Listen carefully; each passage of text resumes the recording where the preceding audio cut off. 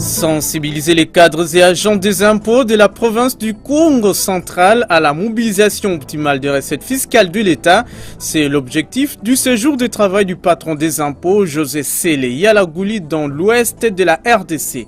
De Mwanda en passant par Kinzamvouete, Boma, Matadi, Lufu, Kimpe, Sembanzangungu jusqu'à Inkisi, le numéro 1 de la DGI a évalué les conditions de travail de ses agents au niveau des centres des impôts et des centres d'impôts synthétiques. Les détails sur cette tournée vous seront donnés dans quelques instants.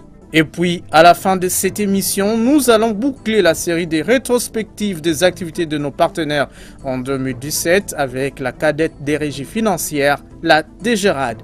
Fiscalité et développement dans une présentation de Rosette Mambandori pour l'auto. Agence Galaxy Media, la passion de développer la RDC.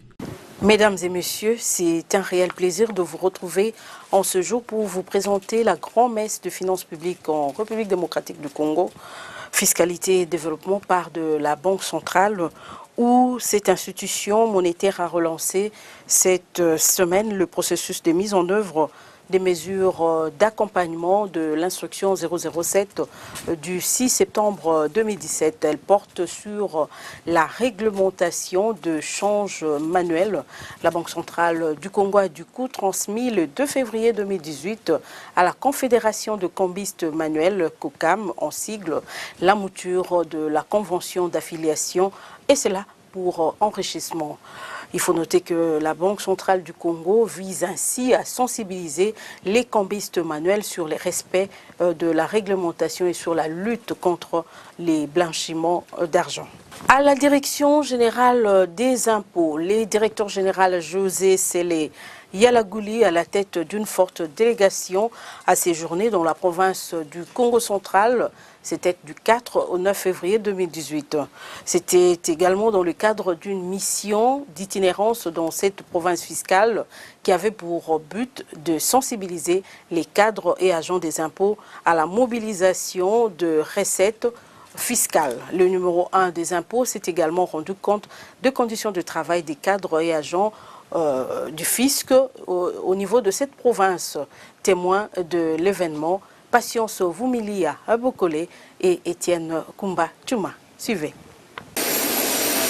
Lundi 5 février 2018, la délégation conduite par le directeur général des impôts, José Sélé Yalagouli, arrive à Matadi, chef-lieu de la province du Congo central. À sa descente d'avion à l'aérodrome de Chimpi, il est accueilli par Roger Mbarushimana, directeur provincial des impôts du Congo central.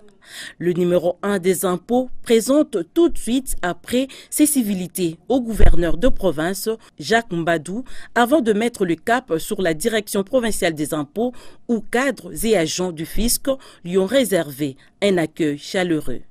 José Sélé Yalagouli convoque une séance de travail à huis clos, d'abord avec le cadre de la direction provinciale, puis avec ceux du centre des impôts de Matadi. Le patron des impôts est mis au parfum des problèmes des cadres et agents avant d'amorcer la visite des bureaux de la direction provinciale des impôts et du centre des impôts de Matadi. Conformément aux instructions du ministre des Finances, il faut mobiliser davantage les ressources fiscales cette année, au-delà de ce qu'on a fait l'année passée. Donc il faut mobiliser tous les services à plus d'engagement pour effectivement rencontrer cette instruction du gouvernement. D'abord, d'un point de vue de ressources humaines, je crois que mes collègues de la direction provinciale sont très disciplinés, donc ils travaillent avec beaucoup d'abnégation, mais aussi des préoccupations qui ne manquent pas lors de ce genre de mission, c'est qu'il y a des besoins en ressources de matériel, il y a des besoins en bâtiment. Donc ce sont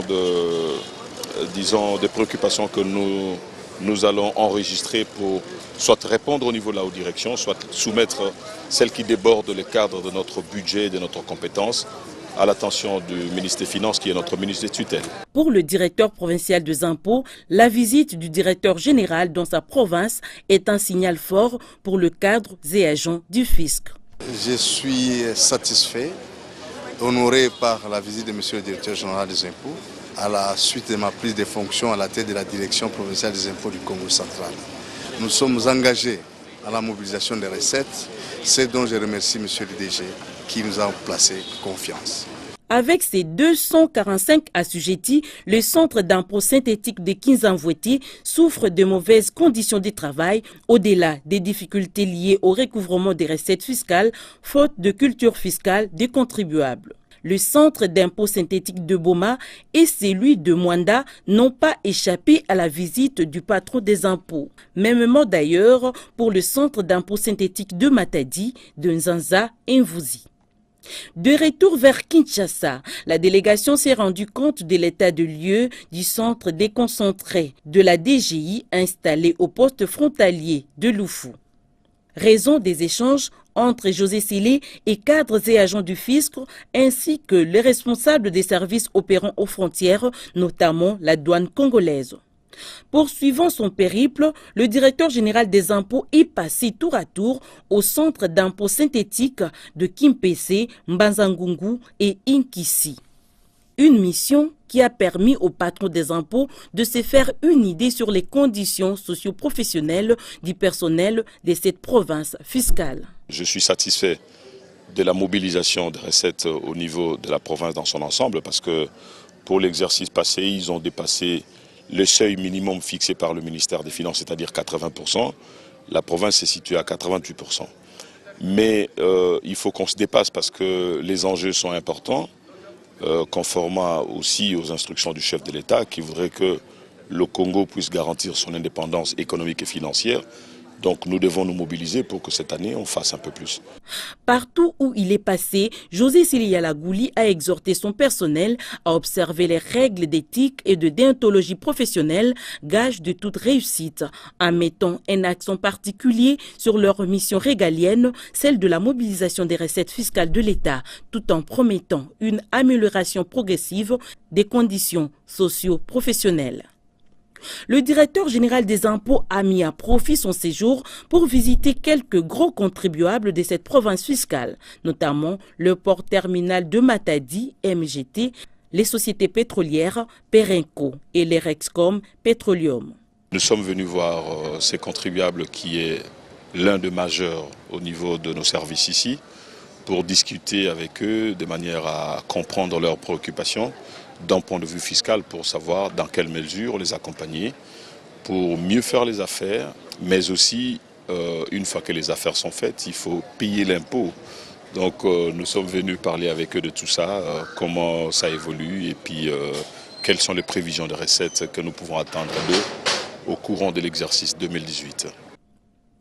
Pari gagné pour le numéro 1 des impôts d'avoir sillonné toute la province fiscale du Congo central, deuxième province en termes de mobilisation des recettes fiscales.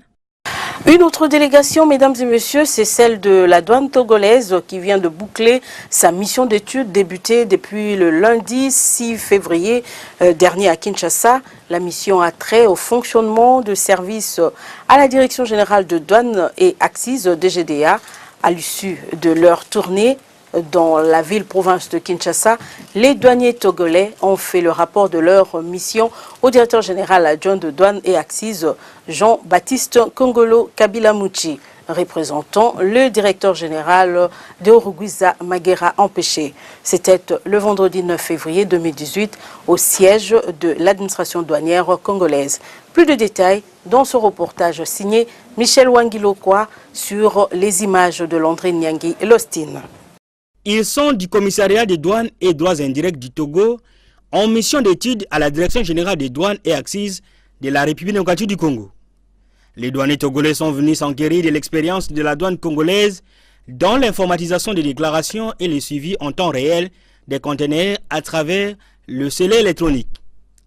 Au terme de près d'une semaine de travail, la délégation togolaise conduite par Saladé Edo, inspecteur des douanes au Togo, est allée faire le rapport au directeur général adjoint des douanes et accises Jean-Baptiste Kongolo Kabila, assumant l'intérim du directeur général empêché.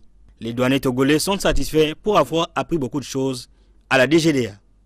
La délégation de l'Office togolais des recettes, composée de 4 membres, a bénéficié d'un excellent partage d'expérience avec les techniciens des douanes congolaises dans le cadre de la mise en œuvre des outils informatiques utilisées dans le processus de dédouanement des marchandises. Nombre de bonnes pratiques sont notées pour un compte rendu fidèle à la hiérarchie togolaise, lesquelles pratiques permettront à coup sûr au commissariat des douanes et droits indirects de l'Office togolais de recettes de s'approprier au mieux les applications de Sidonia Awards en vue d'améliorer le recouvrement des recettes et d'atteindre les objectifs à lui fixés par l'État. Jean-Baptiste Kongolo Kabila, au nom du directeur général empêché, a prodigué des sages conseils à la délégation du Togo qui doit répercuter aux autres les enseignements reçus. L'Organisation mondiale de douane qui nous impose un échange d'informations entre les différentes administrations. C'est ce qu'il y a eu. Et si nous pouvons échanger comme ça de temps à autre, je pense que notre organisation va aller plus haut et que nous serons en mesure de diminuer certains problèmes que nous avons, notamment la lutte contre la fraude et l'augmentation des recettes pourrait venir par rapport aux échanges que nous aurons, qui devront être fructueux. Aujourd'hui que vous êtes arrivés ici, je pense que demain, un jour, nous allons aussi aller là-bas pour tenter d'acquérir des expériences. Peu avant, la délégation de la douane du Togo a suivi plusieurs exposés animés par quelques directeurs de la DGDA sur le circuit orange, l'informatisation des services, les fonctionnements des studios Nawold, etc. Les Togolais ont visité également les serveurs de la DGDA avant de faire une visite au guichet unique de la DGDA, Kinville. Amélioration du climat des affaires en RDC, la Fédération des entreprises du Congo, FEC, a organisé le 8 février dernier à l'hôtel Memling, ici à Kinshasa, une matinée fiscale. Les responsables de 3 régies financières, à savoir la Direction générale de douane et accises, la Direction générale des impôts et la Direction générale de recettes administratives, judiciaires, domaniales et des participations, ont été invités par le patronat congolais pour communiquer sur les innovations majeures apportées par la loi des finances 2018 et à l'occasion répondre aux préoccupations des opérateurs économiques. Nous y reviendrons avec force et détails dans notre prochaine édition de fiscalité et développement. Mais il faut noter également qu'il s'est tenu du 5 au 10 février 2018 à l'hôtel Apocalypse 22. Nous sommes là dans la commune de Massina, le séminaire de formation des acteurs de la chaîne de la recette provinciale et locale de la ville, province de Kinshasa. Cette activité a été organisée par le gouvernement de la ville avec l'appui du comité d'orientation de la réforme des finances publiques, COREF, grâce au financement du projet Profite Congo. Reportage Jean-Louis Miaswekama, Loubaki et Landrine Nyangi Lostine. 320 participants répartis dans 2 salles de la Coupe Apocalypse 22 ont bénéficié de ce renforcement de capacité sur la chaîne de la recette provinciale et locale. Il s'agit d'agents de la DGRK, des communes et quartiers de la capitale concernés par les questions fiscales et financières. Moïse Hassani, assistant technique au COREF, nous en dit plus. Mobilisation du moyen passe par un circuit. Ce circuit prend en compte la DGRK, qui est la structure mobilisation des recettes au niveau de Kinshasa. Il y a les services d'assiette dans chaque ministère sectoriel. Il y a les bourgmestres, parce que nous parlons aussi des ETD aussi. Et il y a même les mandataires. Tous ceux qui œuvrent pour qu'on mobilise les recettes, on se dit il faut qu'on renforce leurs capacités pour que chacun d'eux sache qu'est-ce qu'il joue comme un rôle et ce qu'on attend de lui dans les parcours. Au cœur de ce séminaire, on retrouve les formateurs. Le premier à ouvrir le bal dans la salle A est Innocent Nyabo Kako, chef de division à la DGRK. Il brosse le plan de cette formation de 6 jours. Là, nous sommes en train de donner une dimension globale des finances publiques. Il n'y a pas que moi qui interviens sur ces modules.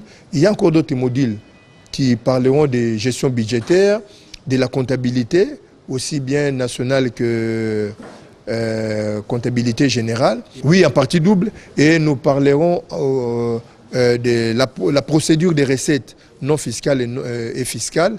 Et enfin, les derniers intervenants parlera du contrôle budgétaire. Organisé du 5 au 10 février 2018, ce séminaire est une nécessité selon le coordinateur de la cellule financière et fiscale au gouvernorat de la ville de Kinshasa, Emmanuel Matadi. C'est du renforcement de capacité, donc il y a un mode de gestion qui existe selon les textes.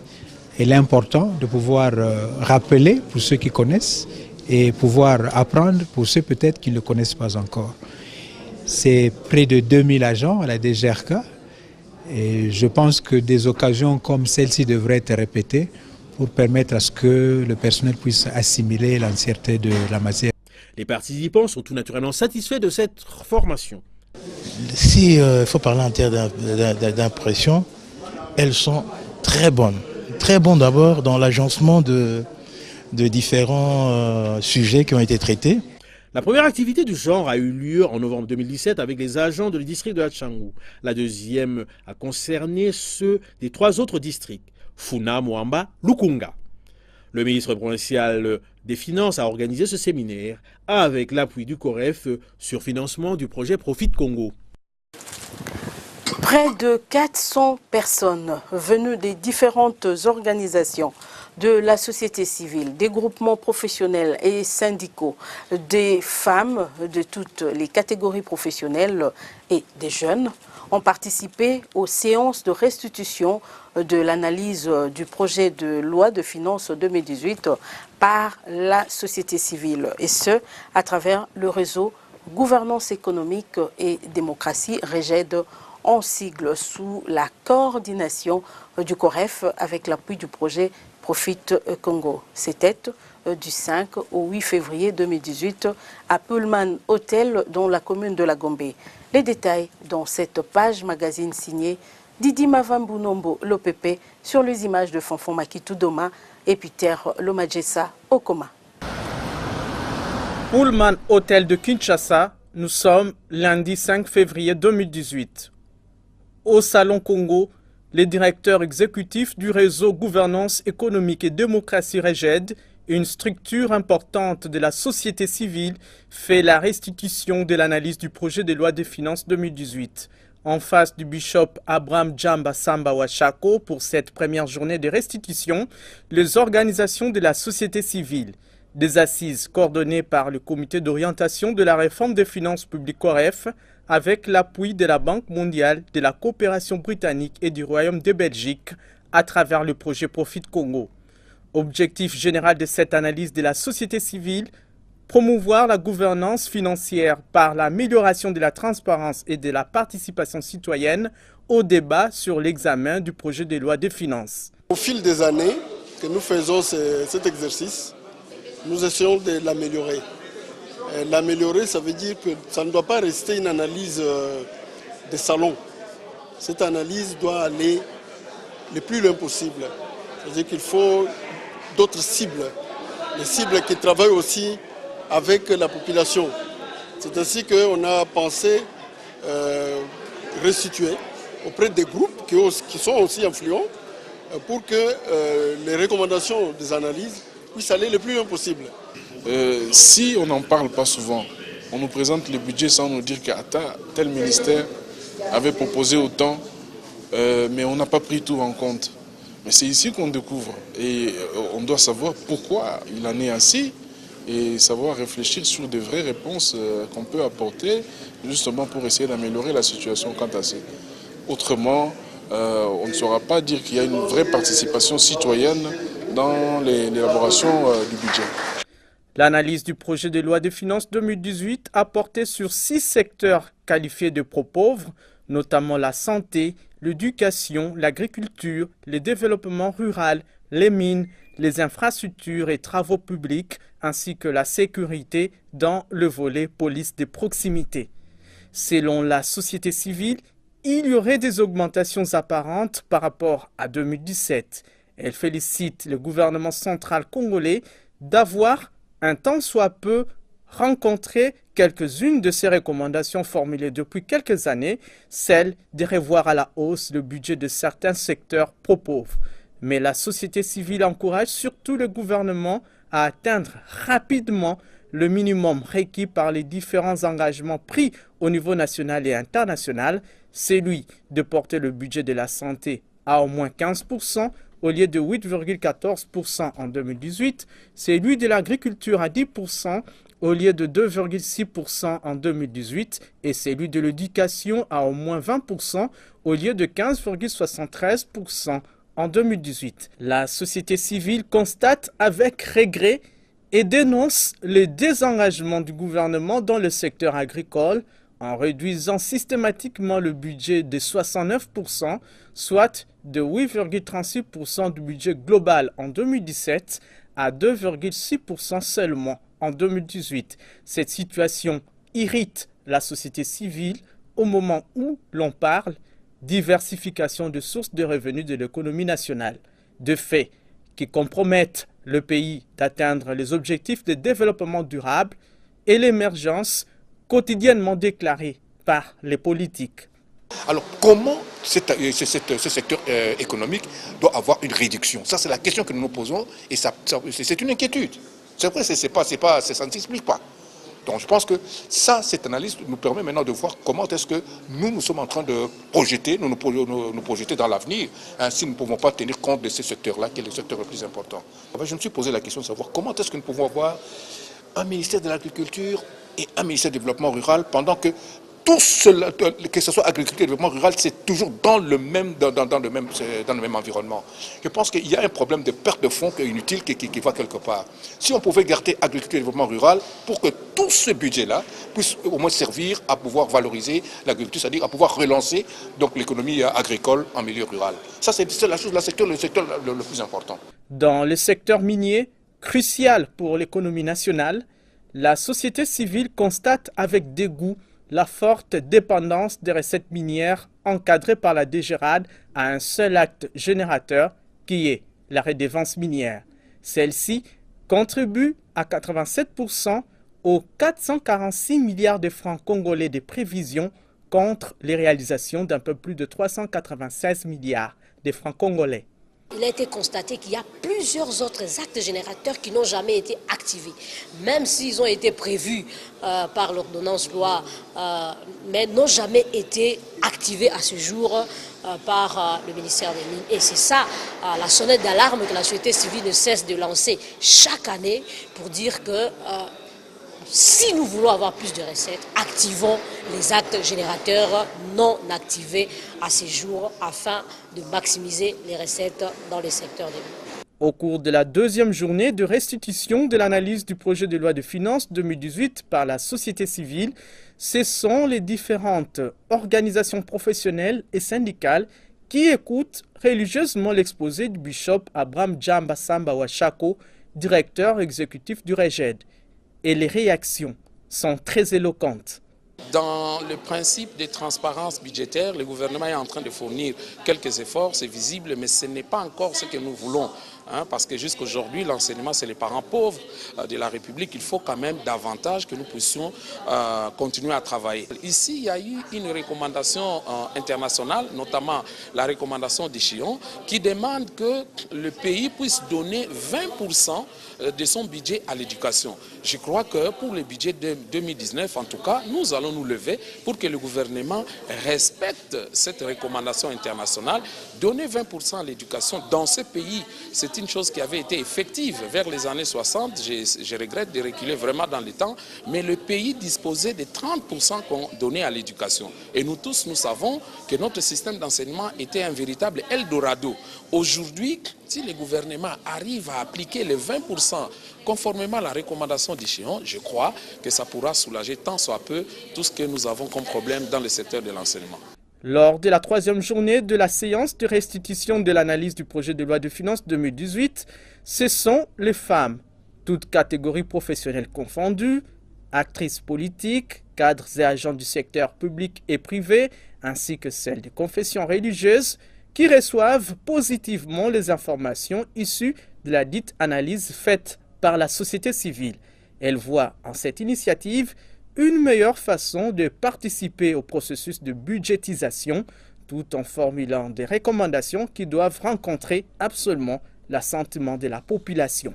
Je trouvais qu'il y a quand même cette amélioration, d'abord la volonté de la société civile de se voir impliquée. La faiblesse, c'est que ces recommandations ne sont pas encore de manière ou à 100% prises en compte par le pouvoir compétent. Donc le souhait est que le besoin, les recommandations que la société civile présente qui sont réelles, qui répondent aux besoins réels de la population, soient prises en considération quand on élabore le budget. Et la force aussi, j'ai constaté qu'il y a un certain nombre d'améliorations dans les prévisions en termes de pourcentage. Il y a certains secteurs dont le budget se trouve être amélioré, bien que de 1 ou de 2%, mais c'est déjà positif. La 4e et dernière journée est consacrée aux jeunes. Ils sont venus nombreux écouter les notions relatives aux finances publiques et celles surtout concernant l'élaboration du projet du budget, l'examen et adoption, l'exécution et les contrôles. En tant qu'avenir de demain, ils sont censés comprendre déjà les différentes étapes du processus budgétaire et l'importance de la participation citoyenne en tant qu'acteur de la société. On entend souvent parler de la loi du budget. En fait, c'est un sujet qui suscite au fait les intérêts sur la jeunesse. Effectivement, on a des cours qui sont relatifs aux finances publiques, aux universités. Donc partout au fait où nous passons, on entend parler du budget. Et la société civile aujourd'hui nous donne l'opportunité de connaître au fait d'avoir plus ample connaissance sur qu'est-ce qu'est un budget, comment est formulé un budget, par qui est exécuté un budget. Et cela va nous aider au fait aussi au futur. Pourquoi? Pour avoir plus de connaissances sur comment est le fonctionnement de notre pays, comment est-ce qu'on a nous les ressources pour que notre pays aille encore de mieux en mieux et comment est-ce qu'on peut mettre en exergue des recommandations requises pour l'avancement du pays. Près de 400 personnes ont pris part active à ces séances de restitution de l'analyse du projet de loi de finances 2018 par la société civile. Chaque jour des séances, les participants étaient organisés en 6 commissions sectorielles et ont pu formuler des recommandations à soumettre au gouvernement central avant l'élaboration du projet de budget exercice 2019. Des recommandations qui concernent le secteur pauvre, à savoir la santé, l'éducation, l'agriculture, le développement rural, les mines et la sécurité dans le volet police de proximité. Il y a lieu de rappeler que la loi de finances 2018 est déjà promulguée par le chef de l'État. Les budgets 2018 de la RDC se chiffrent à un peu plus de 10 313 milliards de francs congolais. Ce qui nous amène tout droit à l'OCEP. Une trentaine de cadres et agents de l'Observatoire de surveillance de la corruption et de l'éthique professionnelle, OCEP, ont prêté serment le vendredi 9 février 2018 en qualité d'officiers de police judiciaire à compétence générale. Que feront-ils? Je vous propose de suivre la réponse avec Ruben Mayoni Tiakiunga et Landry Nyangi Lostine.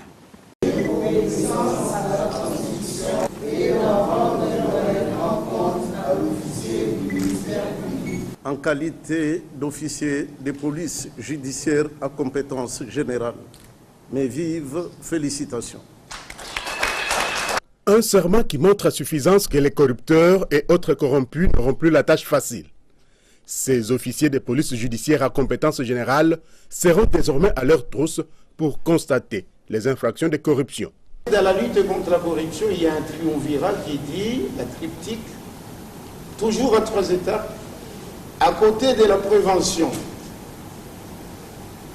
à côté de la détection-investigation, il faut envisager la dernière étape qui est celle de la répression.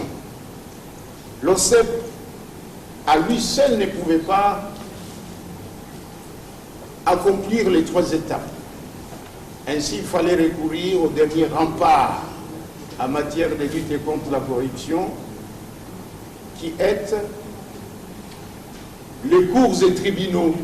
D'où le vœu du procureur de la République près le tribunal de grande instance de Kinshasa-Gombe. Aux assermentés, vous devez savoir que vous êtes officier de police judiciaire de par la volonté de la loi.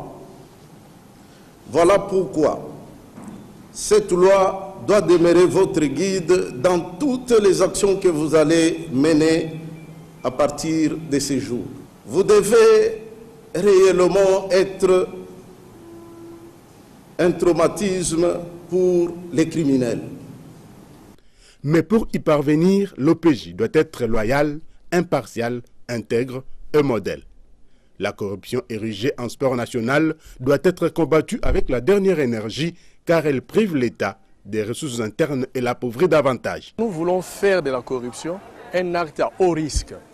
C'est-à-dire, quand quelqu'un se livre aux pratiques de corruption, il doit se dire, si on mettait seulement la main sur moi, alors ça n'est fini pour moi.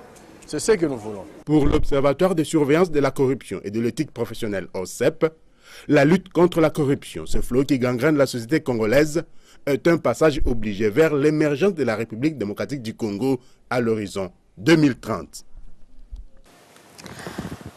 Au Fonds de promotion de l'industrie FPI, sachez que son président du conseil d'administration, Isidore Kaboué, a visité cette semaine quelques projets financés par son institution dans la ville-province de Kinshasa. Il était question d'évaluer la santé de ces entreprises qui ont bénéficié de fonds publics dans l'objectif de concrétiser leurs projets industriels. Encore une fois de plus, nous y reviendrons dans nos prochaines éditions. Dans un contexte économique et politique difficile, la haute direction de la Direction générale de recettes administratives, judiciaires, domaniales et des participations des GERAD a donné le meilleur d'elle-même pour donner à l'État le moyen de sa politique. Après la DGDA et la DGI, voici la rétrospective de la cadette des régies financières, la DGRAD, avec Michel Ouangui Elokwa dans une réalisation de Guilain Mouzembe de Gonzac.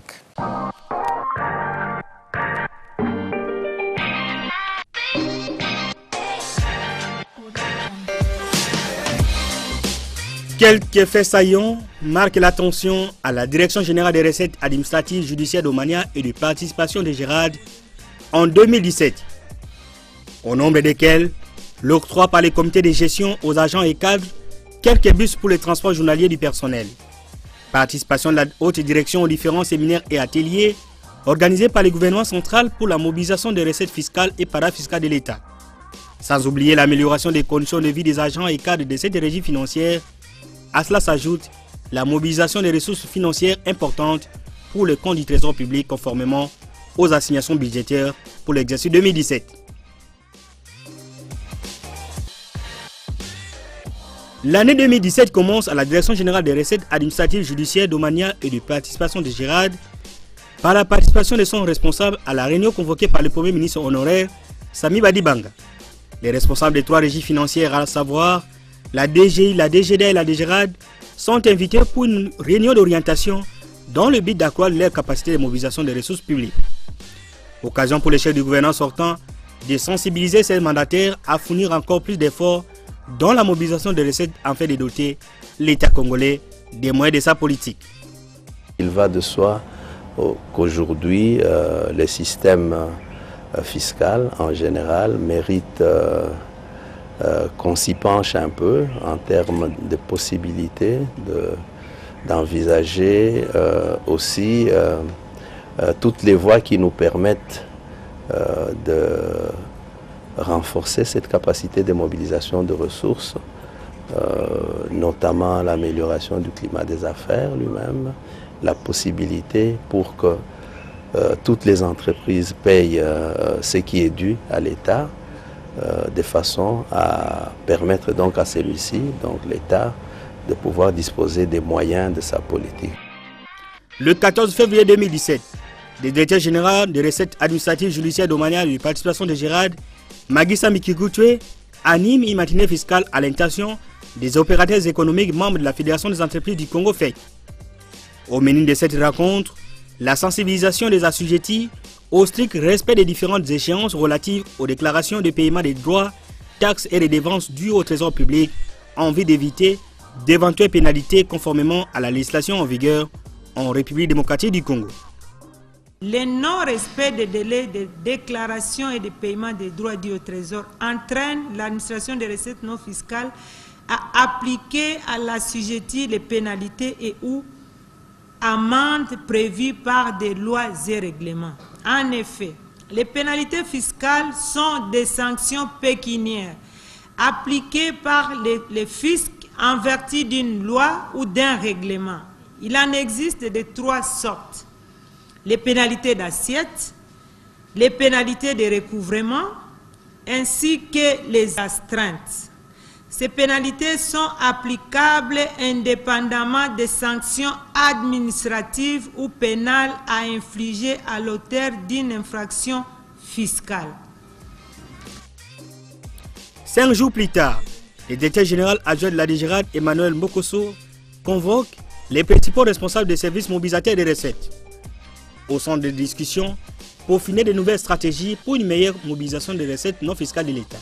Il explique les biens fondés de cette rencontre.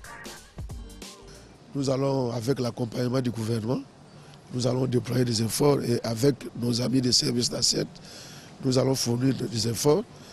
Alors nous comptons aussi sur un retournement de la situation parce que vous savez ce qui a plombé nos recettes, les recettes de l'État en 2016. Nous avons eu la baisse des cours, nous avons eu tout cela et nous espérons que ça va s'améliorer au cours de cette année, mais aussi nos propres actions. Nous devons travailler, nous devons assumer nos missions d'ordonnancement et de recouvrement de manière efficiente pour que nous ayons des résultats. Et nous pensons que nous allons progresser en termes de recettes.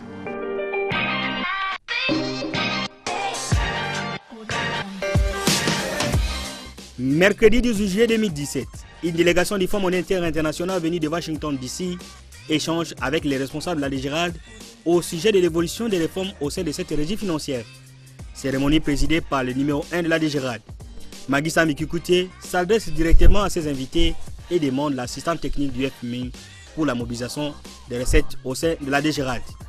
Nous sommes en train d'accompagner les administrations là où l'État a rendu un service et si ce service-là donne lieu à une recette, que nous puissions la récupérer avec une bonne réforme, surtout, comment dirais-je, des bons moyens. Si c'est informatisé, à la minute, nous pouvons savoir que tel acte a été perçu à tel niveau, il y a eu combien et qui doit être transféré logiquement à telle entité. C'est question d'informatisation et l'avantage pour la DGRAD, nous sommes partout. À l'issue de la rencontre, le numéro 2 de la DGRAD fait les comptes rendus de cette réunion. Nous avons évalué avec eux le nombre d'actes que nous encadrons, nous DGRAD. Ils nous ont posé des questions sur la diminution. Est-ce qu'on peut encore descendre? Parce que comme vous le savez aujourd'hui, nous sommes à 365 actes qui concernent plusieurs ministères. Nous avons essayé d'échanger et nous leur avons donné toutes les réponses à leurs préoccupations.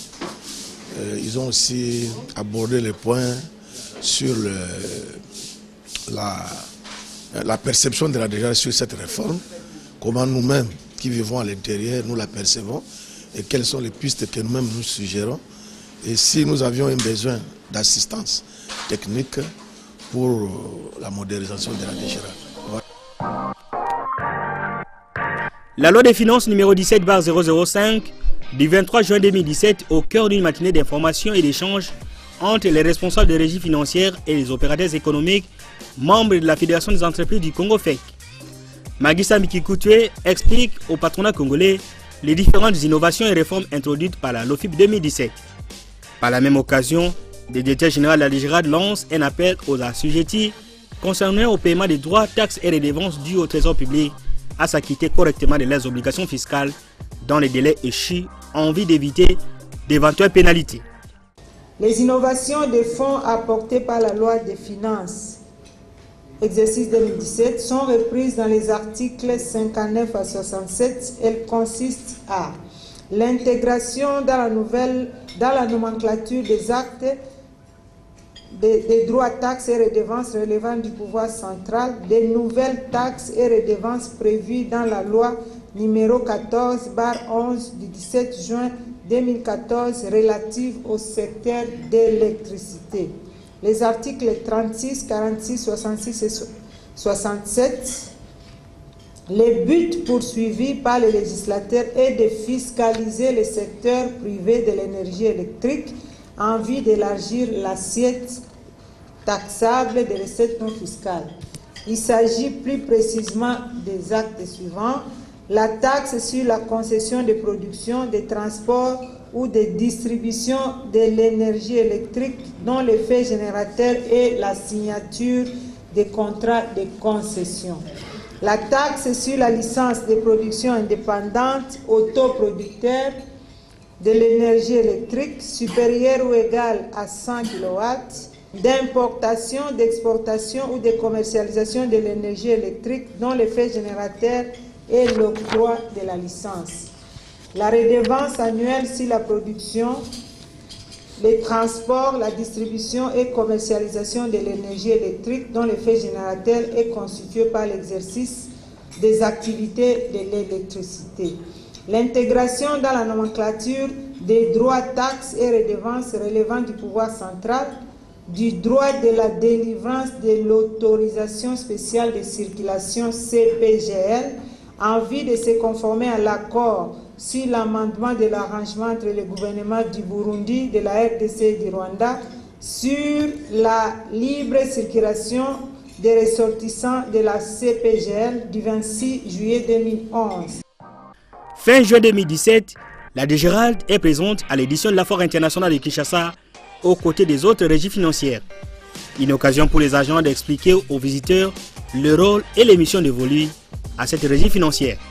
La DGRAD acquiert sur fonds propres 2 nouveaux bus marque Tata d'une capacité de 57 places chacun. Ces véhicules servent de transport du personnel de leur domicile au lieu de travail.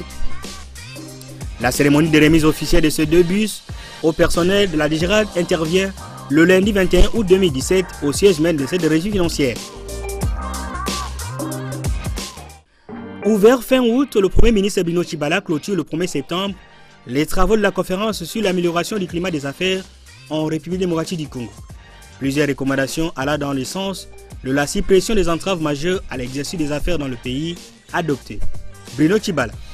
Pour améliorer le climat des affaires et développer notre pays, nous devons changer radicalement de politique, changer de méthode et changer nos comportements en ce qui concerne la gestion des affaires publiques. En prenant les mesures que je viens de citer et en organisant la présente conférence, le gouvernement a démontré sa ferme volonté et sa détermination inébranlable d'améliorer le climat des affaires dans notre pays. Et avant cette clôture, le directeur général de la DGRAD, Magui Sambi Kikouté, prend la parole pour expliquer à l'assistance les modalités de perception des taxes par la DGRAD. Vous parlez de la contribution. Dès lors que l'État propriétaire, puisqu'il s'agit des entreprises publiques, l'État propriétaire de son capital prend l'option de manière libre et délibérée de casser toutes les lois établies par rapport aux dividendes pour créer une contribution qu'elle s'est fixée. Eh bien, nous la prenons. À ce moment-là, elle cesse d'être une contribution volontaire, comme vous le dites. Son caractère volontaire, c'est tout simplement puisqu'on vous associe pour sa détermination. Mais au moment où elle est déterminée, elle devient une taxe et qui répond malheureusement au mode de perception des dettes envers l'État. D'un séminaire à un autre, la semaine du 11 au 17 septembre, se tiennent les travaux du Forum national sur la réforme du système fiscal de la République démocratique du Congo. Plus de 400 participants venus du gouvernement central, des provinces, des entités territoriales décentralisées, du secteur privé, de la société civile et des partenaires au développement prennent part à ces assises sous l'autorité du président de la République. Le ministre de l'Intérieur, Emmanuel Shadari, ouvre ces travaux. Quel système fiscal pour la croissance et le développement de la République démocratique du Congo? C'est le thème de ces forums qui s'avère être un tournant décisif pour le pays. Les relations entre la DGRAD et les services d'assiette sont au beau fixe, dit Madame le directeur général de la DGRAD, Magui Sambi, lors de ces assises consacrées à l'amélioration du climat des affaires dans notre pays. Mais qu'en est-il de la rétrocession des recettes non fiscales encadrées par cette régie financière? Quelle est l'importance des pénalités fiscales dans l'amélioration du climat des affaires en RDC. La patronne de la DGRAD répond à toutes ces questions. L'État entre en partenariat avec une entreprise et il a pris l'option d'exonérer les coûts télécommunications, les coûts de la licence qui est de 65 millions de dollars. L'État dit, je vous donne la licence gratuitement exonérée, vous ne faites pas payer. Et à la fin de l'exercice fiscal, l'État a 3 000 dollars de dividendes. Donc, vous pouvez imaginer entre 65 millions et 3 000 dollars de dividendes. Et 2 ans après, la société n'existe plus. S'agissant du nombre d'exonérations, il convient de rappeler quelques régimes fiscaux d'exception, les codes des investissements, les codes miniers, les marchés publics à financement extérieur, les facilités administratives et fiscales accordées aux ASBL, les régimes applicables aux entreprises éligibles au partenariat stratégique. C'est tellement beaucoup que des fois, nous nous posons la question de leur application sur terrain et ce qui nous pose des problèmes de conflit. Donc vous lisez l'arrêté interministériel ou les décrets qui octroient ces facilités-là avec l'assujetti lui-même qui ne sait pas situer quelle est la limite. On nous a dit tout à l'heure ici que les exonérations doivent être quantifiées. Lui-même ne sait pas quantifier. Mardi 31 octobre 2017 se tient le séminaire de formation sur le métier de la DGRAD. Organisé par la haute direction de cette régie financière sur le financement de l'Union européenne à travers les projets d'appui à la modernisation des finances publiques, PAMFIP, la formation vise le renforcement des capacités des cadres et agents de ces services publics mobilisateurs des recettes non fiscales de l'État. L'un des formateurs explique ici la loi des finances 2017. En fait, la LOFIP, c'est les textes de base portant sur la gestion des finances publiques en République démocratique du Congo. Alors, comme étant des professionnels des finances publiques, il était très important de commencer ce séminaire de renforcement de capacité par la présentation de cette loi qui fixe les cadres généraux de gestion des finances publiques et qui pourrait être appliqué par ces différents agents et cadres de la DGRAD dans, disons, dans leur métier de tous les jours.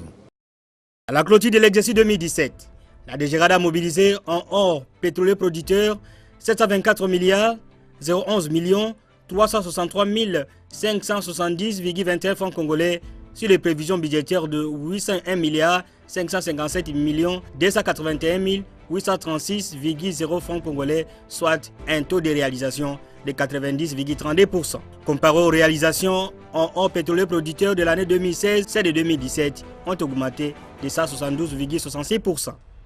En ce qui concerne les recettes des pétroliers producteurs pour la période de sous-examen, la DGRAD a réalisé 168 milliards 726 millions 073 220,26 francs congolais contre 64 milliards 515 millions 01 081,29 francs congolais en fin 2016, soit une augmentation de 261,53%. Ainsi comparé aux réalisations de l'année 2016 qui était de 483 milliards 832 millions 731 601,42 francs congolais, les recettes non fiscales mobilisées en 2017 se sont chiffrées à 892 milliards 737 millions 436 790,47 francs congolais, soit un accroissement de 122,51%.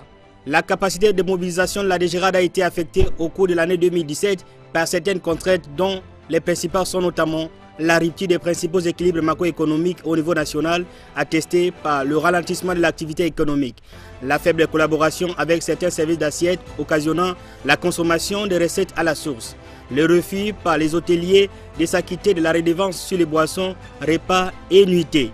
La consommation à la source des recettes non fiscales au niveau des services judiciaires qui s'appuie sur un texte surannée en conflit avec l'ordonnance loi portant réforme des procédures relatives à l'assiette, au contrôle et aux modalités de recouvrement des recettes non fiscales. La fraude dans le secteur des télécommunications résultant entre autres de la non-maîtrise des appels internationaux, des flux de communication et de la non-homologation des équipements. Les conflits persistants entre le pouvoir central et les provinces suite à la superposition de certains droits, taxes et redevances, la circulation des imprimés de valeurs non conformes et non sécurisées telles que le permis de conduire dans le secteur des transports et voies de communication. Et la liste n'est pas exhaustive.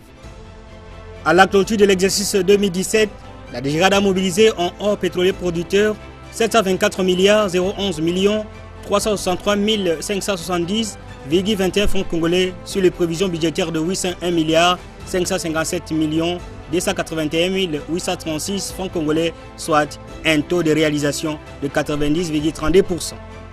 La DGRAD ne pouvait pas atteindre ces niveaux de recettes, n'eût été l'accompagnement du gouvernement central, notamment l'appui du ministre des Finances Henri-Yves Moulang, qui, chaque fois que la cadette des régies financières était en difficulté, le ministre des Finances Henri-Yves Moulang assurait sa protection.